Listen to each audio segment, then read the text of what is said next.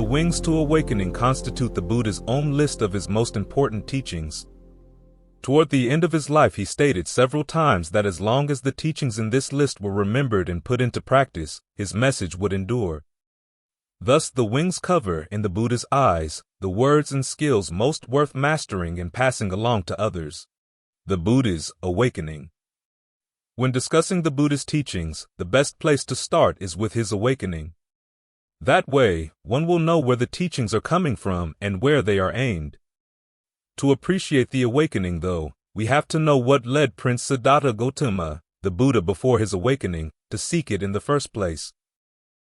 According to his own account, the search began many lifetimes ago, but in this lifetime it was sparked by the realization of the inevitability of aging, illness, and death. In his words, "I lived in refinement, utmost refinement, total refinement. My father even had lotus ponds made in our palace, one where red lotuses bloomed, one where white lotuses bloomed, one where blue lotuses bloomed, all for my sake. I used no sandalwood that was not from Varanasi. My turban was from Varanasi, as were my tunic, my lower garments, and my outer cloak. A white sunshade was held over me day and night to protect me from cold, heat, dust, dirt, and dew. I had 3 palaces, one for the cold season, one for the hot season, one for the rainy season. During the 4 months of the rainy season, I was entertained in the rainy season palace by minstrels without a single man among them, and I did not once come down from the palace. Whereas the servants, workers, and retainers in other people's homes are fed meals of lentil soup and broken rice, in my father's home the servants, workers, and retainers were fed wheat, rice, and meat. Even though I was endowed with such fortune, such total refinement, the thought occurred to me, when an untaught, run-of-the-mill person, himself subject to aging, not beyond aging, sees another who is aged, he is horrified, humiliated, and disgusted, oblivious to himself that he too is subject to aging, not beyond aging. If I, who am subject to aging, not beyond aging, were to be horrified, humiliated, and disgusted on seeing another person who is aged, that would not be fitting for me. As I noticed this, the typical young person's intoxication with youth entirely dropped away. Even though I was endowed with such fortune, such total refinement, the thought occurred to me, when an untaught, run-of-the-mill person, himself subject to illness, not beyond illness, sees another who is ill, he is horrified, humiliated, and disgusted, oblivious to himself that he too is subject to illness, not beyond illness. And if I, who am subject to illness, not beyond illness, were to be horrified, humiliated, and disgusted on seeing another person who is ill, that would not be fitting for me. As I noticed this, the healthy person's intoxication with health entirely dropped away. Even though I was endowed with such fortune, such total refinement, the thought occurred to me, when an untaught, run-of-the-mill person, himself subject to death, not beyond death, sees another who is dead, he is horrified, humiliated, and disgusted, oblivious to himself that he too is subject to death, not beyond death.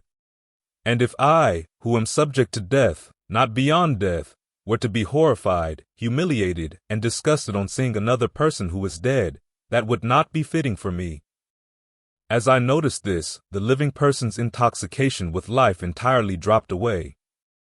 Before my self-awakening, when I was still just an unawakened bodhisattva or Buddha to be, being subject myself to birth, aging, illness, death, sorrow, and defilement, I sought happiness in what was subject to birth, aging, illness, death, sorrow, and defilement.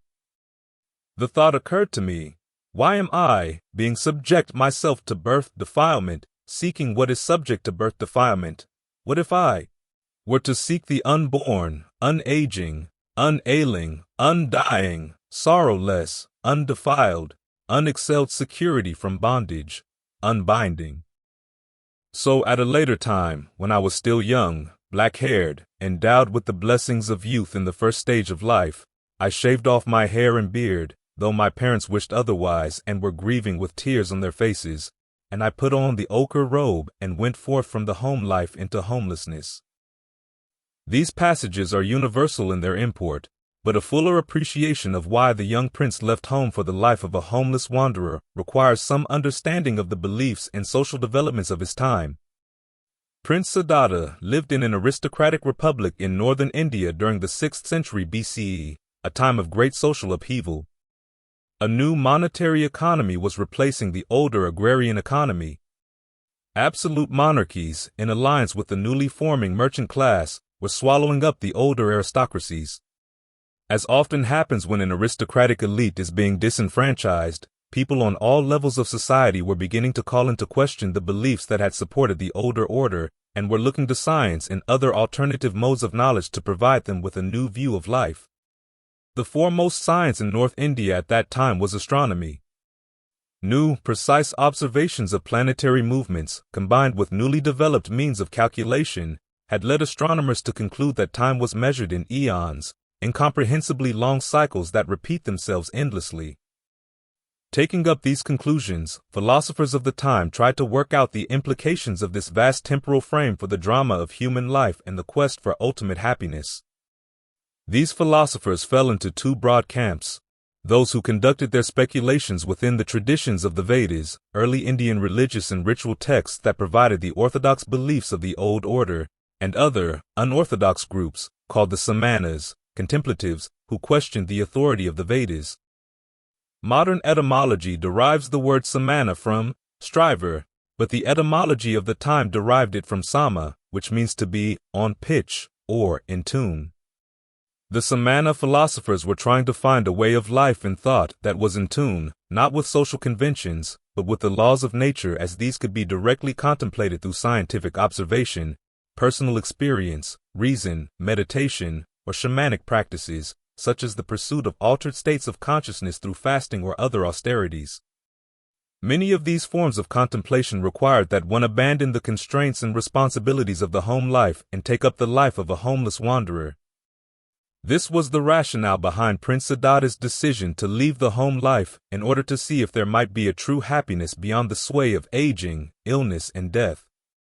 Already by his time, philosophers of the Vedic and Samana schools had developed widely differing interpretations of what the laws of nature were and how they affected the pursuit of true happiness. Their main points of disagreement were two. 1. Survival beyond death. Most Vedic and Samana philosophers assumed that a person's identity extended beyond this lifetime, eons before birth back into the past and after death on into the future, although there was some disagreement as to whether one's identity from life to life would change or remain the same. The Vedas had viewed rebirth in a positive light, but by the time of Prince Siddhartha, the influence of the newly discovered astronomical cycles had led those who believed in rebirth to regard the cycles as pointless and restrictive, and release as the only possibility for true happiness. There was, however, a Samana school of hedonist materialists called Lakayatins, who denied the existence of any identity beyond death and insisted that happiness could be found only by indulging in sensual pleasures here and now. 2. Causality.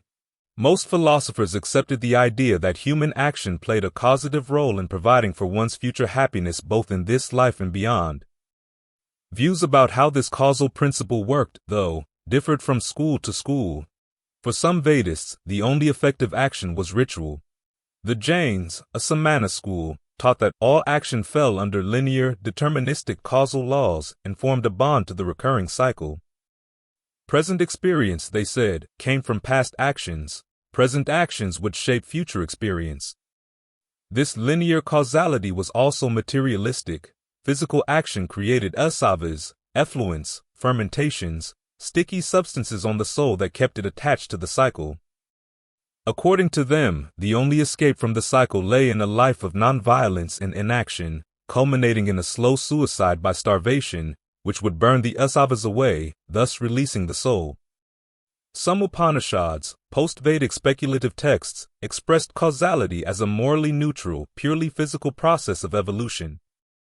Others stated that moral laws were intrinsic to the nature of causality, rather than being mere social conventions, and that the morality of an action determined how it affected one's future course in the round of rebirth. Whether these last texts were composed before or after the Buddha taught this view, though, no one knows. At any rate, all pre-Buddhist thinkers who accepted the principle of causality however they expressed it, saw it as a purely linear process. On the other side of the issue, the Lakhaitans insisted that no causal principle acted between events, and that all events were spontaneous and self-caused. This meant that actions had no consequences, and one could safely ignore moral rules in one's pursuit of sensual pleasure. One branch of another Samana school, the Fijivakas, insisted that causality was illusory. The only truly existent things, they said, were the unchanging substances that formed the building blocks of the universe. Because causality implied change, it was therefore unreal. As a result, human action had no effect on anything of any substance, including happiness, and so was of no account. Another branch of the same school, which specialized in astrology, insisted that causality was real but totally deterministic. Human life was entirely determined by impersonal, amoral fate, written in the stars. Human action played no role in providing for one's happiness or misery. Morality was purely a social convention. Thus they insisted that release from the round of rebirth came only when the round worked itself out. Peace of mind could be found by accepting one's fate and patiently waiting for the cycle, like a ball of string unwinding, to come to its end. These divergent viewpoints formed the intellectual backdrop for Prince Siddhartha's quest for ultimate happiness. In fact, his awakening may be seen as his own resolution of these two issues. The Pali Canon records several different versions of the Buddha's own descriptions of his awakening. These descriptions are among the earliest extended autobiographical accounts in human history.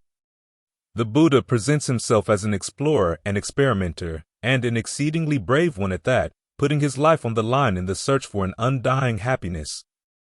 After trying several false paths, including formless mental absorptions and physical austerities, he happened on the path that eventually worked, bringing the mind into the present by focusing it on the breath, and then making a calm, mindful analysis of the processes of the mind as they presented themselves directly to his immediate awareness.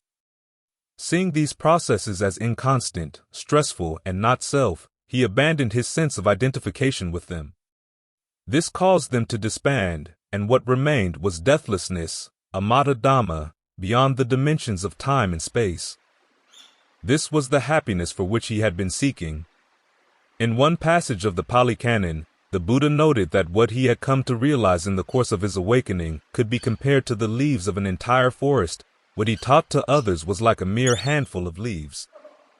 The latter part comprised the essential points for helping others to attain awakening themselves.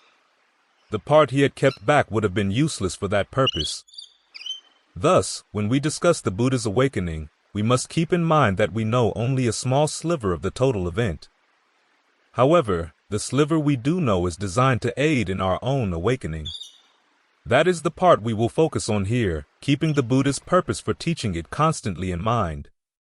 When the Buddha later analyzed the process of awakening, he stated that it consisted of two kinds of knowledge.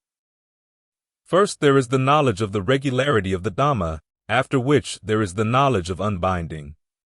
The regularity of the Dhamma here denotes the causal principle that underlies all fabricated, sankhata, experience, i.e., experience made up of causal conditions and influences. Knowing this principle means mastering it. One can not only trace the course of causal processes, but also escape from them by skillfully letting them disband. The knowledge of unbinding is the realization of total freedom that comes when one has disbanded the causal processes of the realm of fabrication, leaving the freedom from causal influences that is termed the unfabricated. The Buddha's choice of the word unbinding, nibbana, which literally means the extinguishing of a fire, derives from the way the physics of fire was viewed at his time. As fire burned, it was seen as clinging to its fuel in a state of entrapment and agitation. When it went out, it let go of its fuel, growing calm and free. Thus, when the Indians of his time saw a fire going out, they did not feel that they were watching extinction. Rather, they were seeing a metaphorical lesson in how freedom could be attained by letting go. The first knowledge, that of the regularity of the Dhamma, is the describable part of the process of awakening. The second knowledge, that of unbinding, though indescribable, is what guarantees the worth of the first. When one has been totally freed from all suffering and stress, one knows that one has properly mastered the realm of fabrication and can vouch for the usefulness of the insights that led to that freedom. Truth, here, is simply the way things work. True knowledge is gauged by how skillfully one can manipulate them.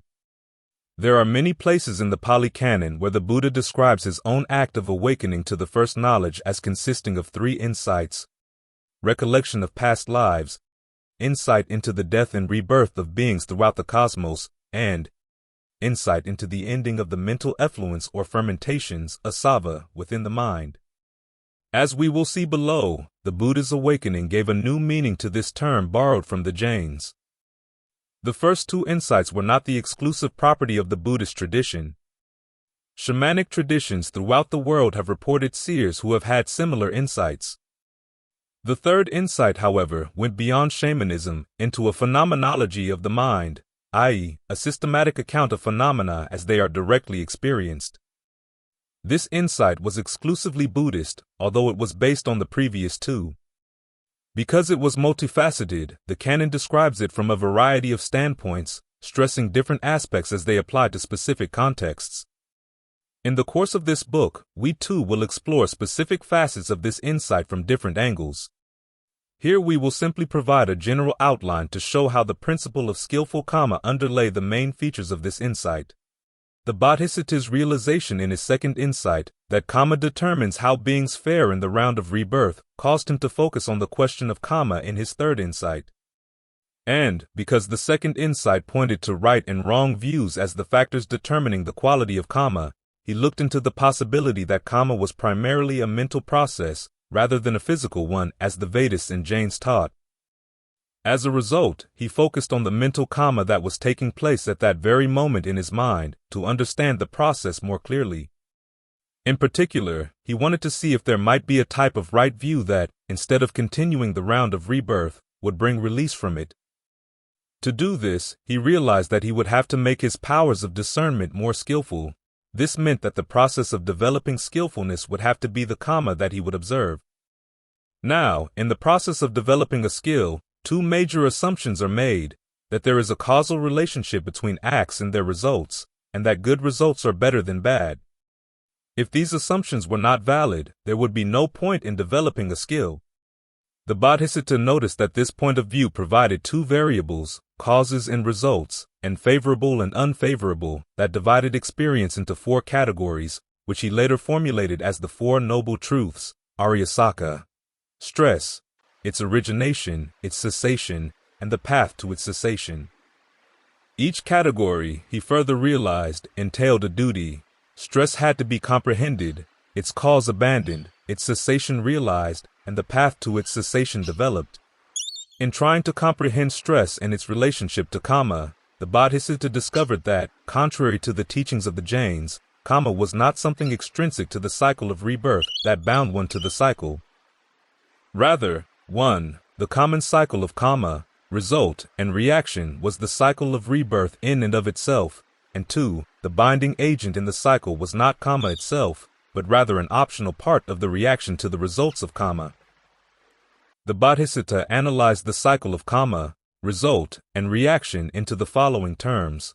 Karma is intention, its result, feeling, the reaction to that feeling, perception and attention, i.e., attention to perceptions about the feeling, which together form the views that color further intentions.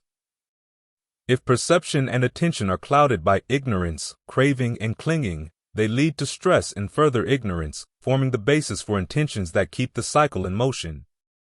In his later teachings, the Buddha identified these clouding factors, forms of clinging, together with their resultant states of becoming and ignorance, as the asavas or effluents that act as binding agents to the cycle.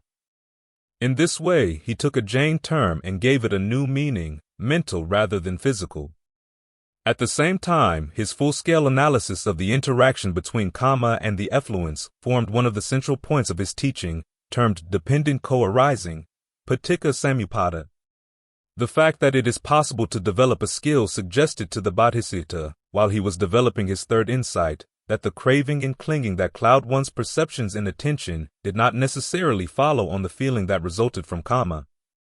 Otherwise, there would be no way to develop skillful intentions, thus craving and clinging could be abandoned.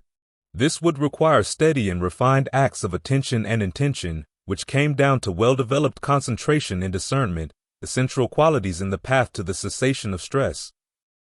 Concentration gave discernment the focus and solidity it needed to see clearly, while discernment followed the twofold pattern that attention must play in the development of any skill: sensitivity to the context of the act, formed by pre-existing factors coming from the past, together with sensitivity to the act itself, formed by present intentions.